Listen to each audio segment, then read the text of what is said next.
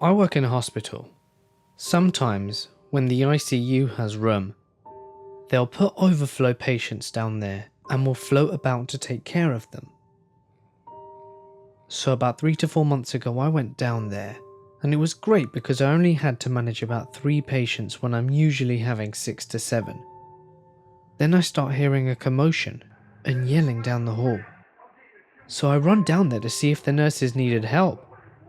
I get to the room and I see a nurse tech backed against a wall crying, and 3 ICU nurses trying to hold this man down whilst a 4th one gives him Antivan.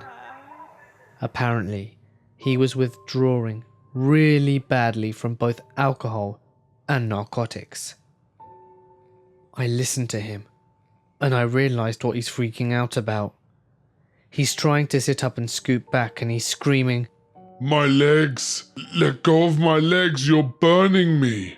Guys, it's trying to pull me off the bed and it's burning me!" His legs were in soft restraints and the nurses were by his feet, trying to check what was wrong with them, but she wasn't pulling on him at all. But even when she wasn't touching his feet, he was screaming at someone to let go because they were burning him. He died within about an hour and a half of that. I don't know, but it scared me so bad that I thought I was going to puke for the rest of the night. I had a patient with cirrhosis related to a fatty liver. I counselled him prior to his weight loss, and he didn't heed my advice. Consequently, he developed diabetes and then developed a terrible, non-healing ulcer on his leg, and then the other leg. Both soon spread to gangrene, and he was admitted to the hospital for bilateral leg amputations. He only said one thing to me after he woke up after the operation. "Doctor, good news! I've lost a bit of weight." He died a few hours later, and I miss him very much. I've been a firefighter for a few years now. In my first year, my partner and I got dispatched to a fall. 2 kids fresh out of high school were hiking and decided to climb a rock face. One of them fell and was impaled by the stump of a tree. I remember getting to where he was and his whole body was trembling uncontrollably. I went to work trying to stop the bleeding as a pool of blood had already formed around the stump, whilst my partner called dispatch to get a heli evac. This kid looked at me and was just stuttering out, "Am I gonna die?" I told him I was doing everything I could and that we needed to just keep talking. He didn't say anything for about 30 seconds after that, and when he did finally say something it was, "I don't want to die."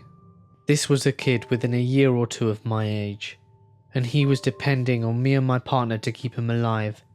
That was the moment where I was wondering, what the hell am I doing in this profession, and if this is something I wanted to keep on doing. The kid didn't make it. Heli evac wasn't available, and even if it was, he would have bled out before it arrived.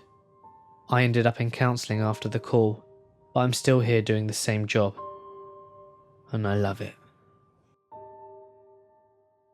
I worked as a food delivery person in a hospital when I was younger. I mainly worked on the floor that was a nursing home for older patients. One day I took a tray into a room and asked the woman if I should leave it on her tray or if she was going to get up and go to her table. She told me not to bother because she wouldn't be needing food anymore. I was required to leave it, so I just said okay and left it on her table. I went back an hour later to pick up the trays, and her room was empty. She had just passed away. I'll never forget that. I work at a business that designs and manufactures coffins, so not directly around death but pretty damn close. There are times that we receive special requests from the deceased's family to engrave messages or even images on the coffin. The most common by far is the birth date and death date, the dead person's name, and we even get requests to engrave their face onto the coffin. But about 5 years ago, I got a call from someone who had recently ordered a generic wooden coffin. And it doesn't matter how many of these calls I've had to take over the years. It's depressing every single time I have to listen to someone talk about their dead loved one. This woman was almost in tears from the second I picked up the phone, and I was certainly in tears by the end of it. She told me the story of her father who had flown Boeing planes throughout the Vietnam War and had gone to be a commercial pilot for Pan Am, flying airplanes for his entire life. Finally, she told me about how her father had been hit by a sudden heart attack at the age of 74, after being as healthy as a horse for his entire life. While laying on a hospital bed, almost waiting to die, he looked out the window to his right and whispered what turned out to be his last words. "Looks like a beautiful night to fly." The woman asked me to engrave those words on his coffin, and I cried for a while after that one. I worked in emergency services for 10 years. So there was this one guy who was dying of cancer and kept saying that he needed to just go. "I gotta go." And he kept trying to pull himself out of bed. Finally, he stopped struggling and looked straight ahead at nothing and said his late wife's name and then passed away. Whether or not he did see his wife or it was just a trick of the mind doesn't matter. What really did matter were his last thoughts, that he was actually going to be with her.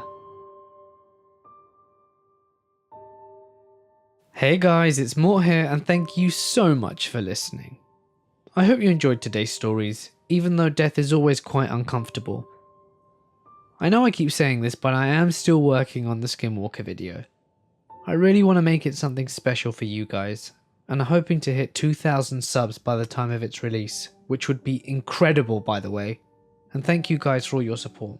It really does mean the world to me.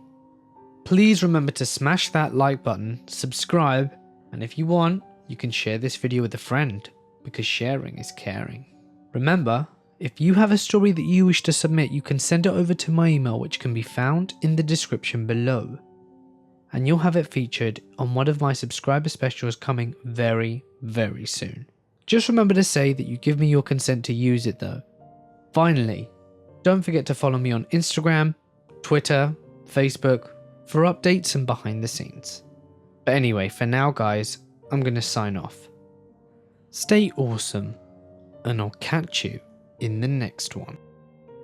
Just in time to see their bedroom door open, Bob D was standing in the doorway, clear as day. My uncle jumped up, cursed, and got my aunt's attention immediately, who turned to see who was there as well. As soon as they both made eye contact with Bob,